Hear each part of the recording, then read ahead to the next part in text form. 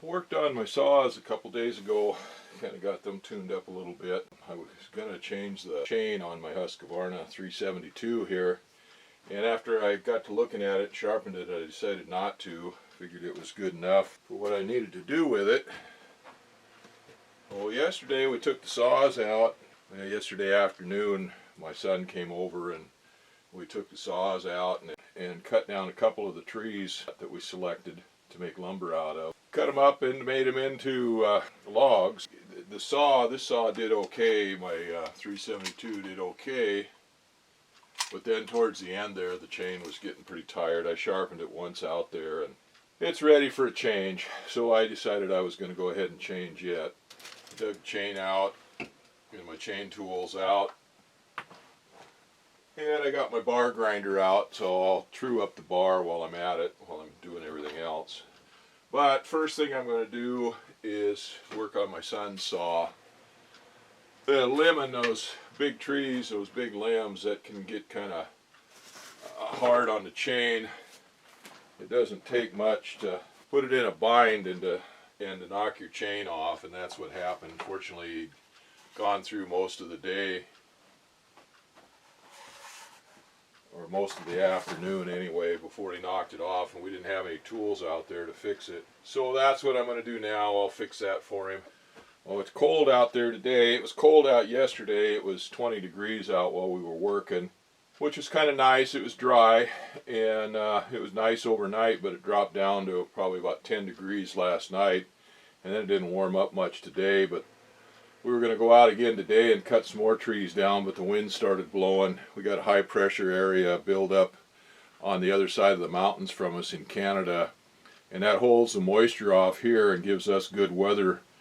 But the big high out there and the standard low pressure over the ocean water where we're at, you get a lot of wind coming through. It comes through the passes and stuff, and places like in Juneau and up in that area, they'll get 60-70 mile-an-hour winds or more coming off the mountains.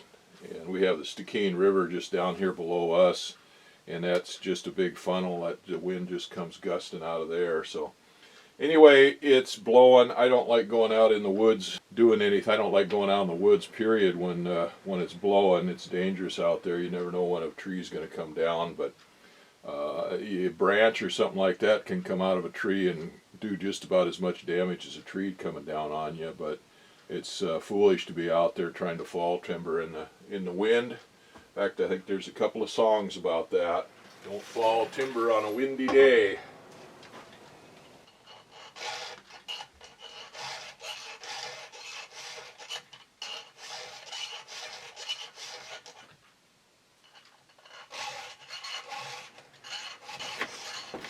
Yeah, I are in here. Oh, Lunch. good. Got me a sandwich. That's And good. a pickle? And a pickle. You want them just right over here? Yeah, just set them down right here. That's good. So the pickle doesn't fall off. He didn't follow you in? No, he looked at me though. I don't think he could smell it. The wind was blowing. So it's all sharp, ready to go again. I'm going to get that gasket on there on the fuel cap, and his saw should be good to go.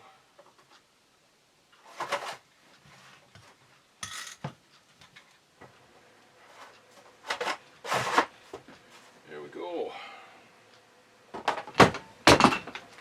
So that one we're going to take the chain off of it. You see here, I got just about as much life out of that chain as I can get.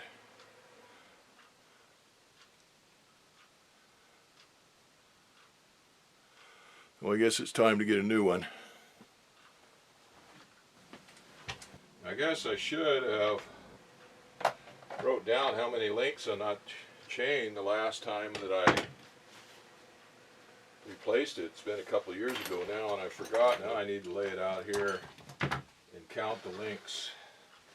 We got 1, 2, 3, 4, 5, 6, 7, 8, 9, 10, 90, 91, 92, 93. 93 is what I got. Sometimes these bars are marked, and sometimes they're not.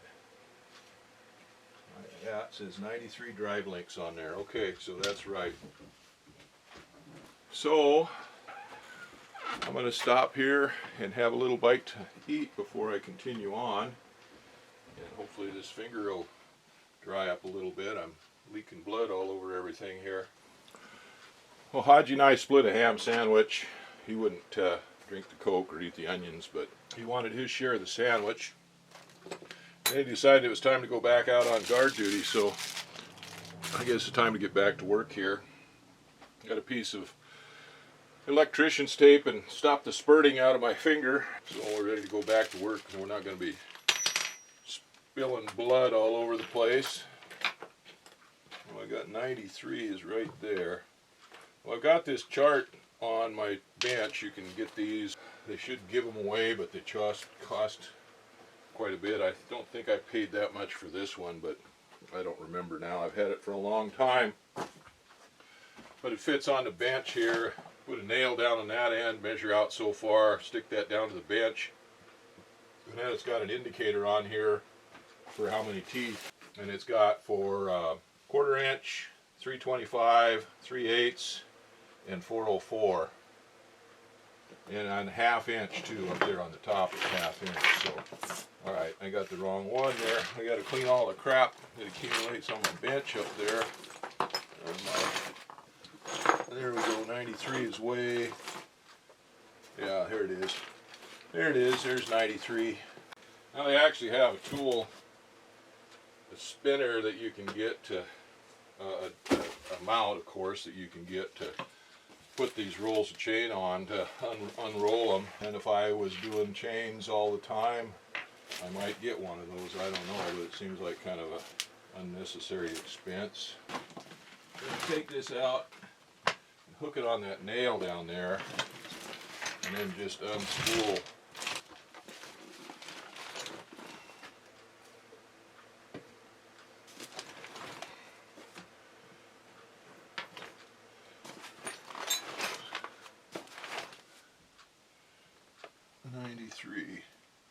Drive links. Okay, so it's that one right there.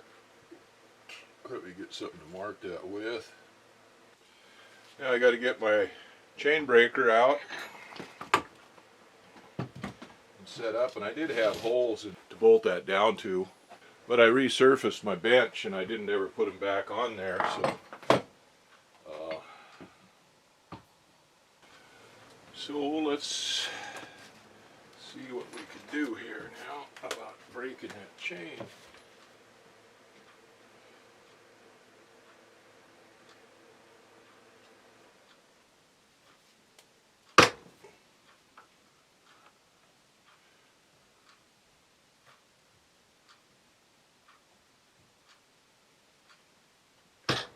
Okay, now that's a heck of a lot easier than the way we used to do it. We used to take a file and file around those rivet heads. Of course, we were doing it out in the woods on a stump. We break a chain or something like that, put one back together. We'd take a file and file all the way around the rivets, and then Dad had a little anvil kind of like that. We'd drive the axe into a stump and then set this on there, and then it had a little punch and a ball peen hammer that we'd knock those side links out with, and then we'd actually reuse those because there's enough left on those sticking up that you could just peen them back over again. So the old man saved everything and reused everything he could. Now we'll get the rivet spinner.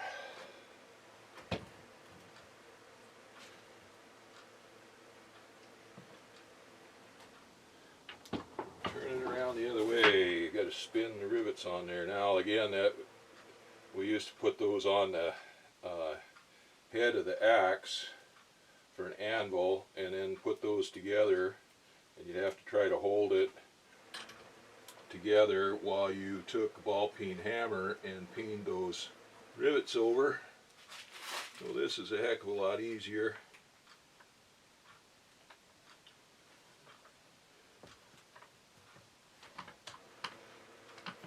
Just spin that rivet on there.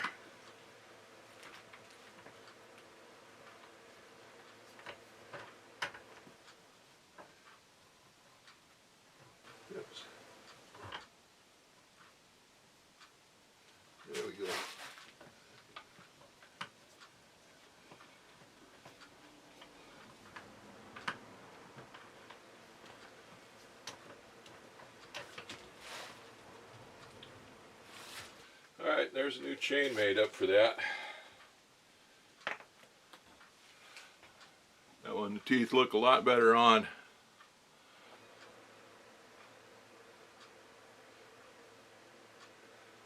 And you'll be able to tell where it was put together because it got two teeth on the same side. Now, some guys would change that out, but I'm not that anal. It doesn't make that much difference. I put these tools away. Doesn't seem like for as much as they're used there, they're worth their price, but tell you what, when you've done it the old way before, these are a heck of a lot easier to use. It makes it a lot quicker putting one of them chains together and a lot easier. So anyway, I guess we're done for the time being now. Time to take your dogs out and go out for a walk and get them exercised, and then we can finish this up later. So what I got to do now is clean this bar up. I'm going to go ahead and grind the bar down, flatten it out, true it up, clean everything up, put it all back together, and we'll be good to go. I just got back from walking the dogs, getting them fed and stuff, and getting the truck plugged back in. It's going to be cold tonight, so we'll plug the heater in for the truck. Makes it a heck of a lot easier to start that diesel engine, and it's a lot easier on it if it's plugged in. So I got my chain all made up. Now what I'm going to do is go ahead and just screw up this bar, clean out the groove in it, get all the sawdust out of it.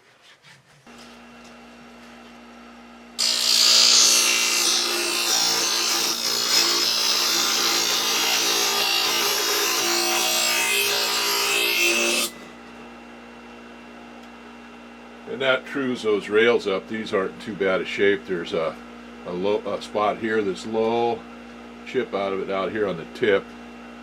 Another spot right here that's low. Well, anyway, the rails are pretty square.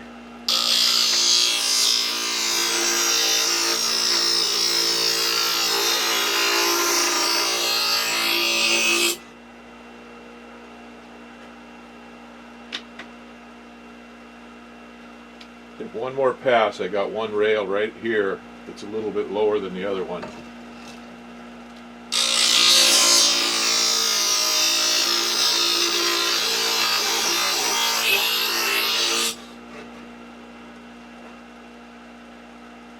Alright, that's looking pretty good on that side. Now I'll do the other side.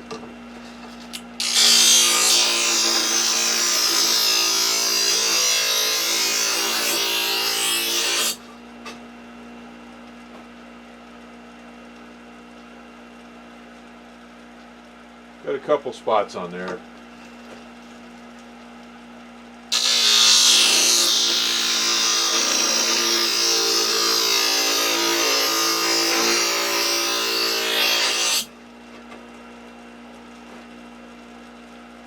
Okay, that's good.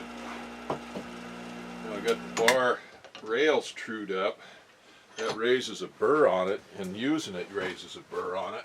So we'll take a file, regular flat file, and just go down it.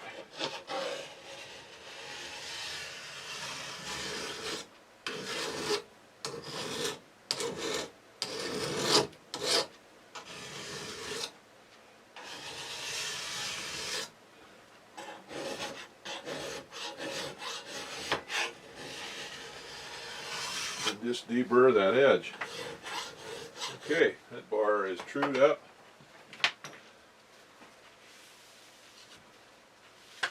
Good as new. Well, now this bar, unlike my son's, has a hole in it there, oil hole in it, grease hole in it for greasing that roller bearing in there. Alright, there we go. Alright, so now we clean up the saw. I guess I'm putting more oil than I need in that saw. This stuff is pretty well saturated here. I'll have to turn the oiler down.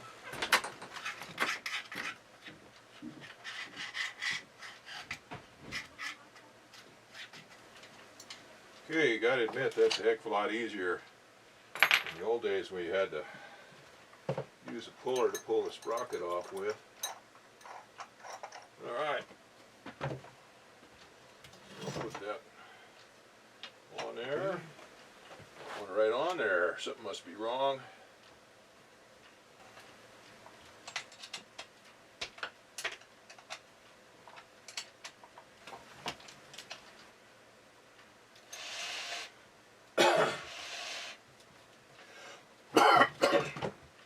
Okay, so there's a new chain. I run this saw out of gas last night when I was using it, so I have to gas it and oil it. Well, let's see what happens now.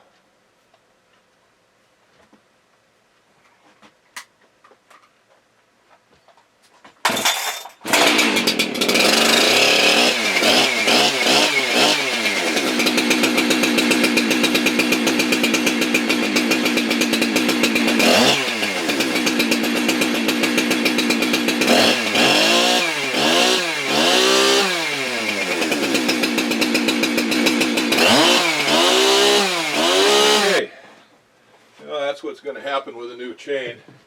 When you first run it, it's going to loosen up, and then as you run it, it's going to loosen up some more. So that's why I did that here. See how much looser that is now than it was. Tighten it back up again.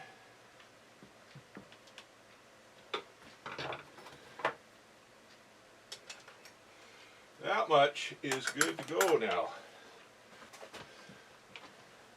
Only problem is it's supposed to be 0 degrees to 10 degrees out there, probably 0 out there tomorrow, and we just out there marking those trees to let everybody know that there are trees or logs and they're not for firewood cutting.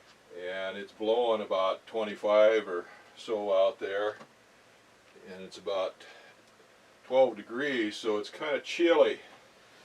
A little chilly to be going out there and doing anything, but the cold is one thing, but the wind, I don't recommend going out there in the woods fooling around with trees when the wind's blowing like that. Anyhow, I got the carburetor's just a touch rich. My idle speed is just a little bit high.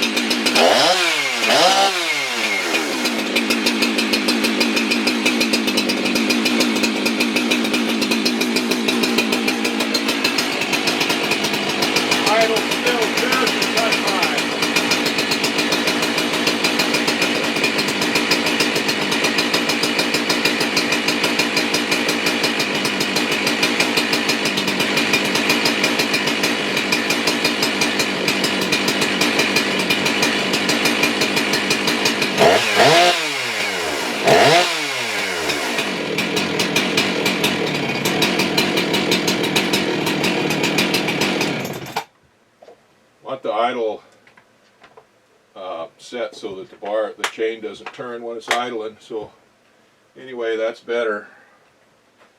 Well, it was running rich. I know it was running rich, and I had the so we turn that just a touch, and then set the idle down.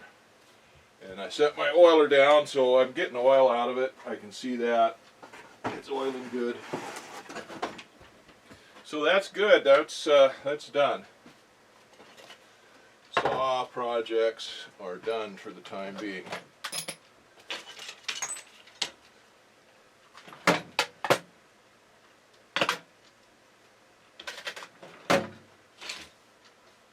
got parts ordered for the little Stihl 180. Everything else is up in good shape, I think. So we'll see what it's like tomorrow. So I may be working in here in the shop. I got my new glass put in the sandblasting cabinet, I can start working on mobile dimension sawmill stuff. Again, get that finished sandblasted and maybe get them powder coated. I got parts and pieces up in the basement that need to be worked on the lathe. Everything's coming along there. So anyway, I got plenty to do if that run out of something here.